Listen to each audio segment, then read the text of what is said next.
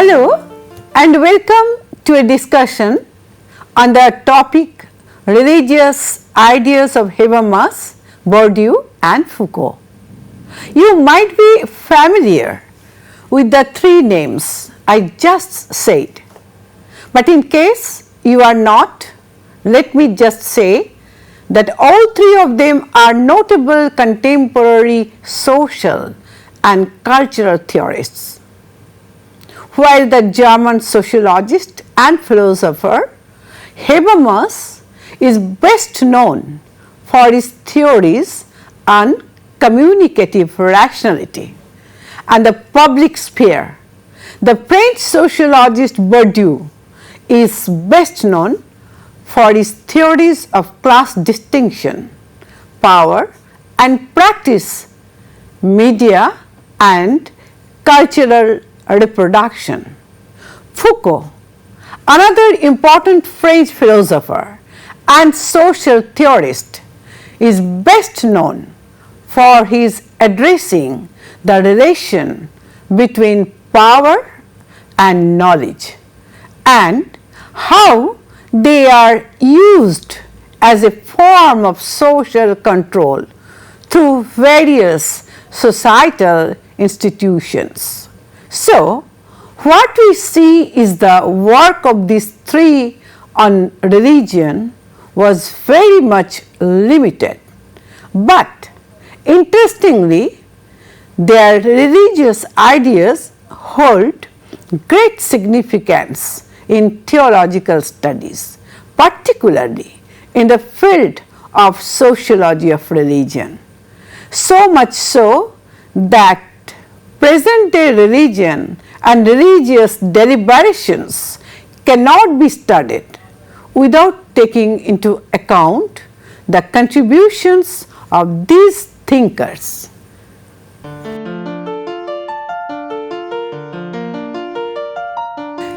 Let me begin with the religious ideas of Sergeant Habermas.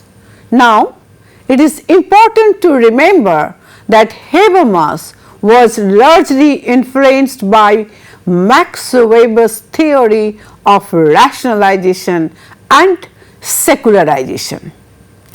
Habermas's theory of religion mainly comprises of his understanding of the dual structure of society, and as many of you might know, by dual structure of society he means system on the one hand and the life world on the other.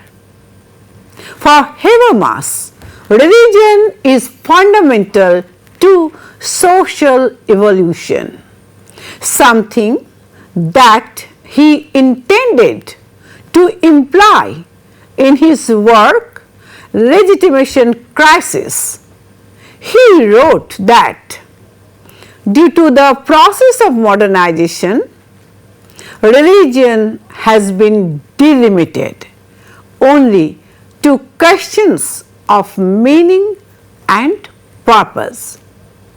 This implies that religion has lost its importance in the modern society, because in the modern society the power of the holy is replaced by the power of an achieved unanimity.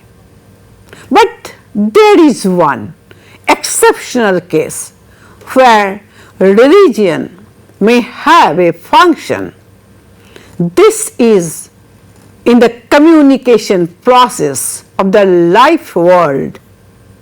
What Habermas wrote in the theory of communicative action is that religion is based on the developmental process in which God is transformed into an abstraction, and he shares those characteristics which, according to him, constitute the ideal form of communication. Habermas calls this as the linguistification of the sacred. Here, what we must note is that this discourse talks at length about the truth and rightfulness of religion and does not provide an uninhibited communicative action in any way. Perhaps this is because the mythical world cannot differentiate between culture and nature, or even between language and the wider world. Now, see, Habermas's religious ideas have been criticized by many scholars. While some say that his ideal speech community assumes a singular public sphere rather than a multiplicity of public spheres, some others have questioned his approach to religion as being a monolithic and rarefied phenomenon, and also his ignorance of the philosophical influences upon it. Another point is that Habermas has polarized religion and reason, and this prevents an understanding of the debates within various religious traditions like doctrine, interpretations, and scripture. Another thing that I wish to deliberate is that Habermas has often been wrongly labeled as an anti-religious thinker.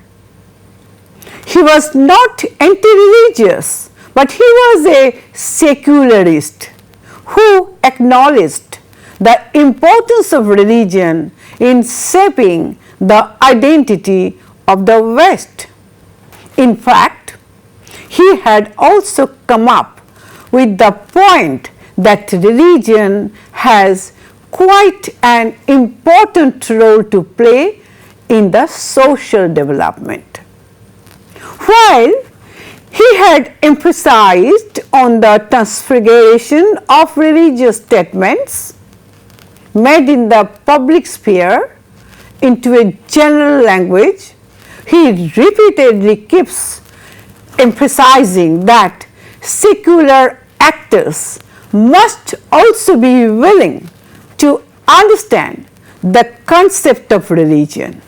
But it is equally important to remember that Habermas considers religion to be separated from everyday experiences and practical reasoning and all.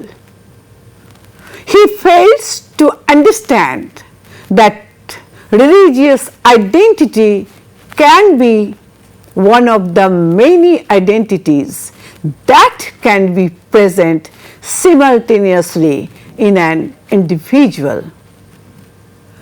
In addition, Habermas' theories have also been elaborated in the works of European and American theologians, perhaps because the way he studied religion and his religious ideas reflect the changing role and nature of religion in the contemporary society.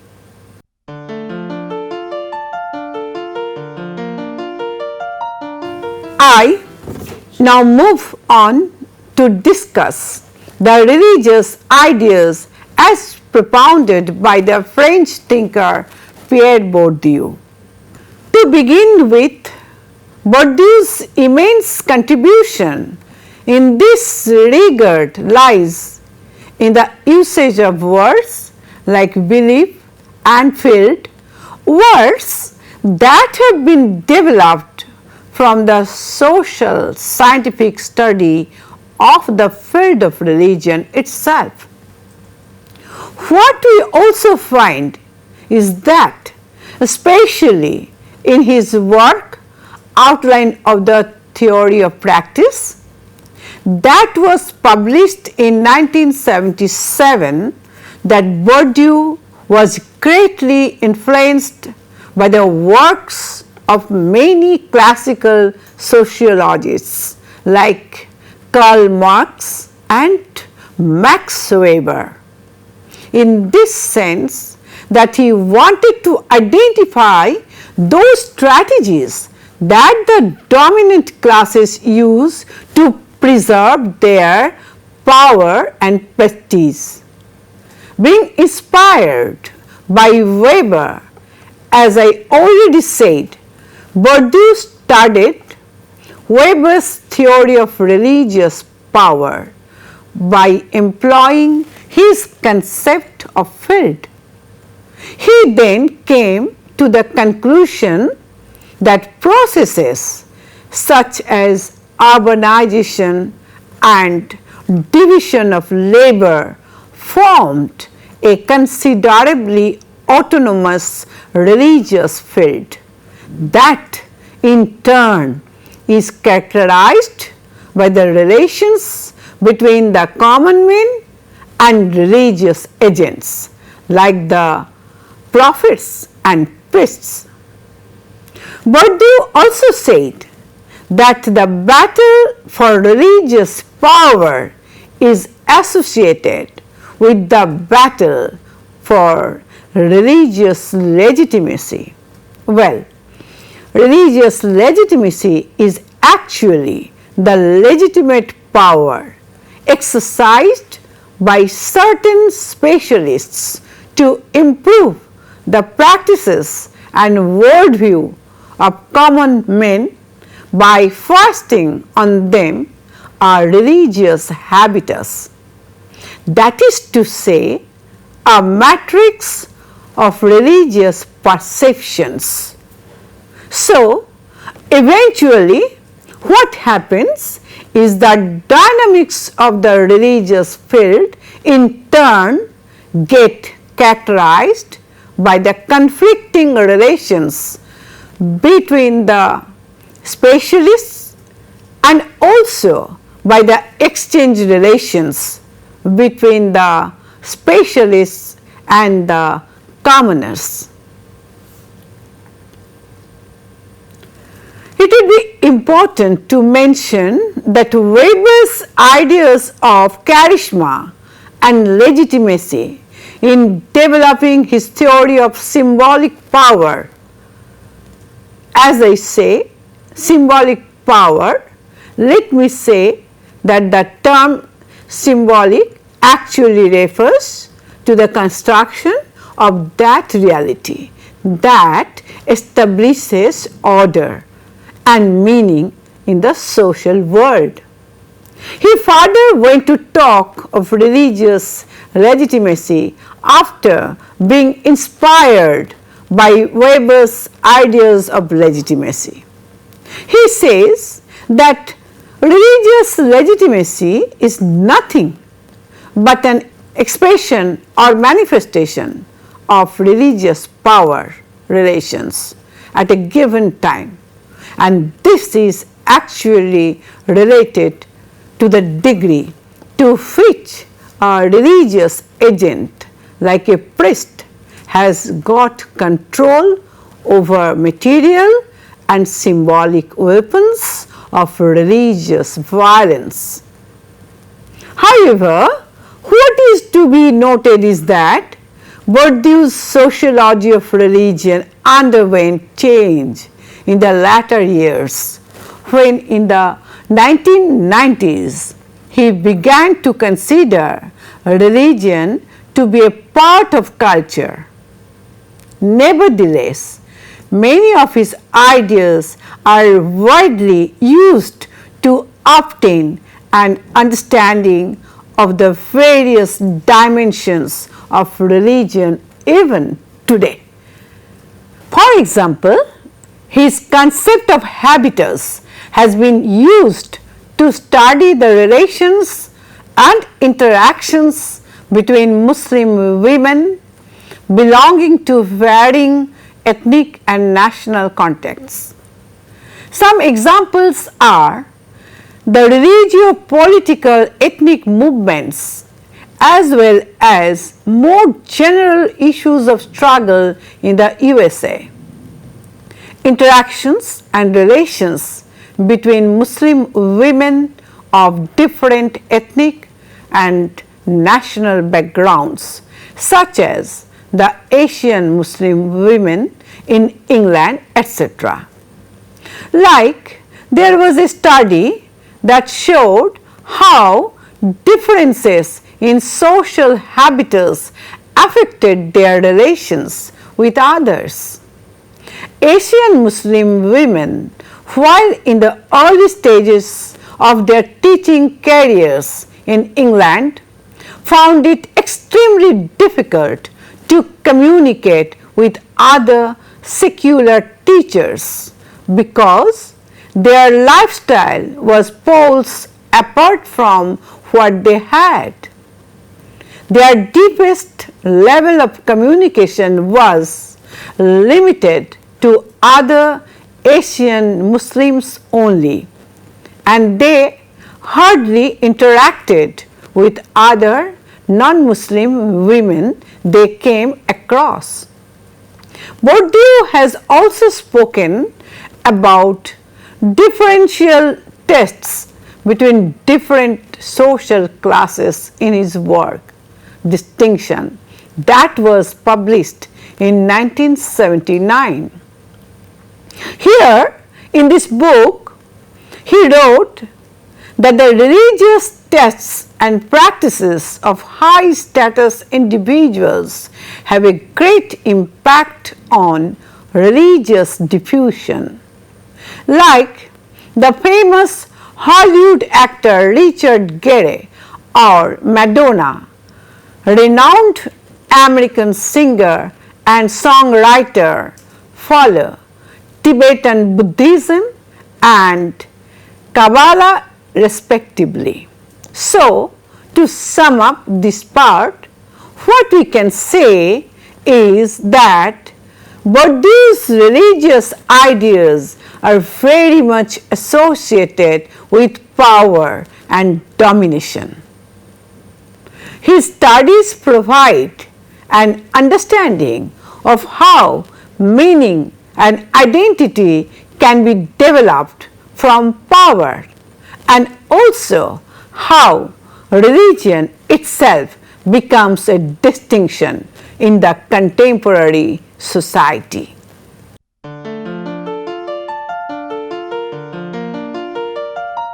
I now move on to another French scholar and the third figure under this discussion, Michel Foucault.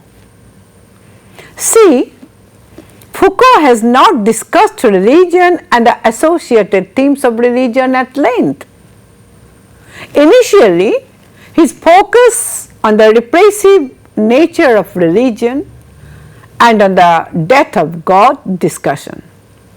What we see in his notable works like Madness and Civilization and The Birth of the Clinic is that how he presented religion as something that is a part of our culture and how it affects the way madness and medicine is understood in the West. He has quite a few other works to his credit as well, like in Discipline and Punish, The Birth of the Prison. He examines a complex network of relations between power and knowledge and how different forms of punishment also have a base in religion. He also discusses about Christianity with his examination of confession and ethics of self in the history of sexuality. Sexuality, according to Foucault, is historically constructed. As he says, the early ideas of sexuality were traced in the Greco-Roman world, and then they were later modified by Christianity. Speaking of Christianity, Foucault also showed how Christian pastoral practice induced the idea that every person ought to be governed and ought to let himself be governed by orienting himself to the salvation of God. Because it is to God that every man is obliged for complete obedience. In this way, religion controls the behavior of individuals and groups of individuals through its practices. At the same time, if you go through his work, What is Critique?, you will find that Foucault shows how not to be governed by religion and why not to accept is as true just because some authority deems it to be true. So, he actually provided very short yet unique ideas about religion in his work. Due to such uniqueness in his work, till date, Foucault's work is referred in studies of religion and power, religion and culture, religion and the body, and the like.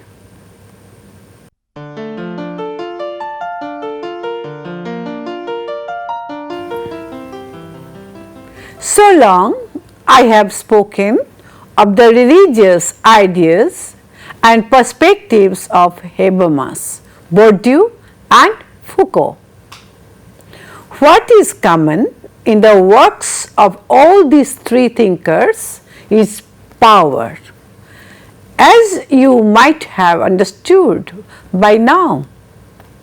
Let me consider the example of Muslim headscarf for a more elaborate understanding.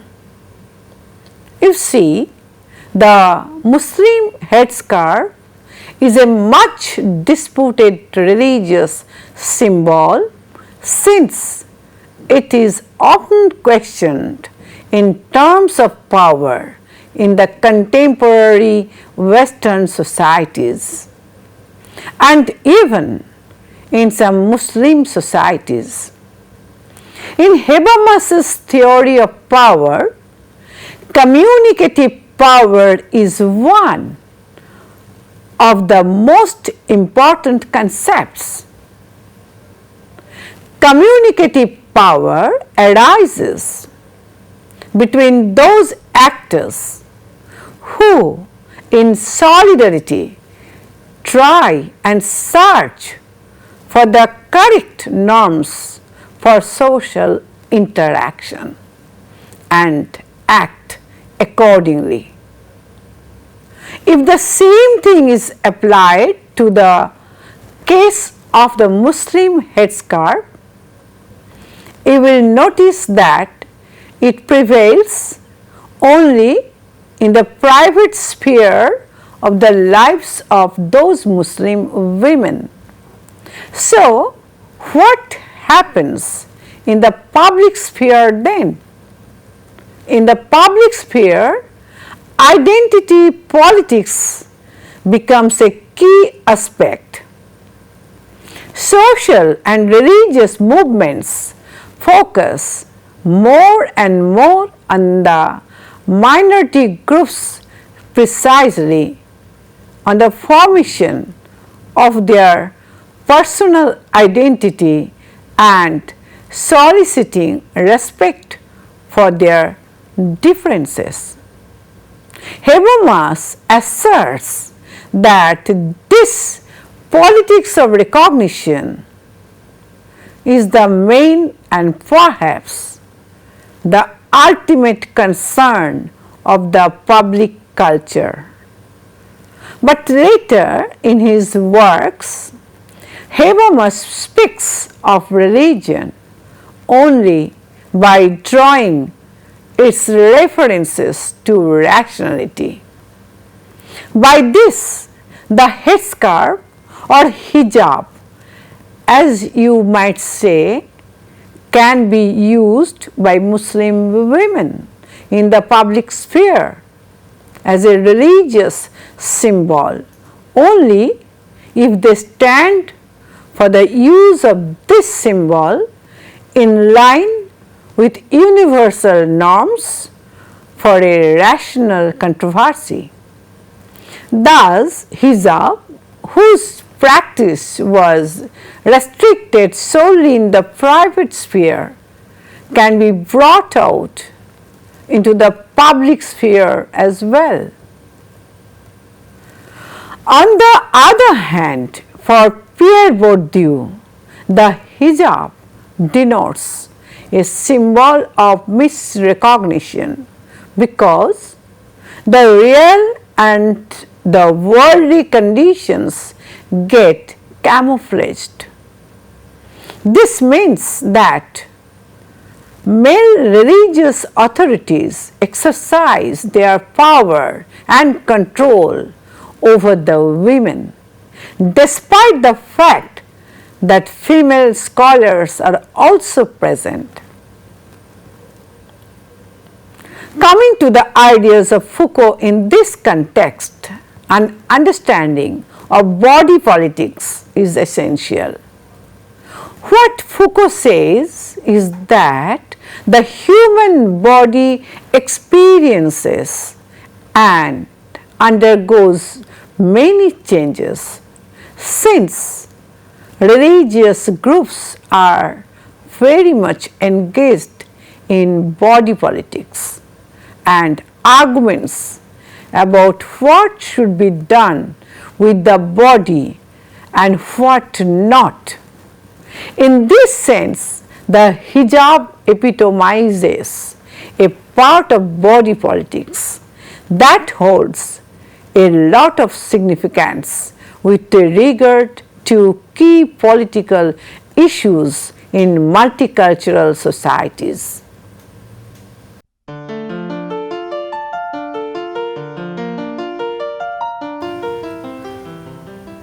In conclusion, all I can say is that the ideas and opinions of Habermas, Bourdieu and Foucault put forth a somewhat negative position of religion.